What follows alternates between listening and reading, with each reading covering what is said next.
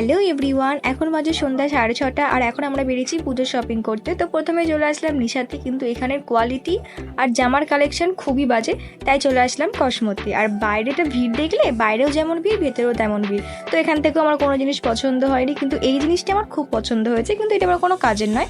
তা না নিয়েই মন খারাপ করে বেরিয়ে চলে আসলাম বিশালে। তো বিশালে পৌঁছে একটার পর একটা জামার কালেকশন দেখতেই থাকি, কিন্তু এখান থেকেও আমাদের একটাও পছন্দ না হয় আমরা এখন যাচ্ছি ওপরে। আর আমি ভাবছিলাম যে আমার চয়েস খারাপ না মলের সমস্ত জামা কাপড়গুলোই খারাপ, সেটাই আমি বুঝে উঠতে পারছিলাম না। বিশালের ওপরে উঠেই তো আমাদের এই কিউটি পাইটার সাথে দেখা হয়েছে, কতটা কিউট না দেখতে। তো এর সাথে আমরা অনেকক্ষণ, তারপরে তো আমরা গ্রসারি স্টোরগুলো একবার ঘুরে দেখছিলাম। তারপরে ওখান থেকে আমার ভাইয়ের একটা বেল পছন্দ হয়ে যায়, আর আরও কিছু কেনাকাটা করে নিয়ে বেরিয়ে চলে আসলাম আমরা কালীবাড়ি। আর পৌঁছাতে তো আমাদের 9:30 বেজে গেছিলো।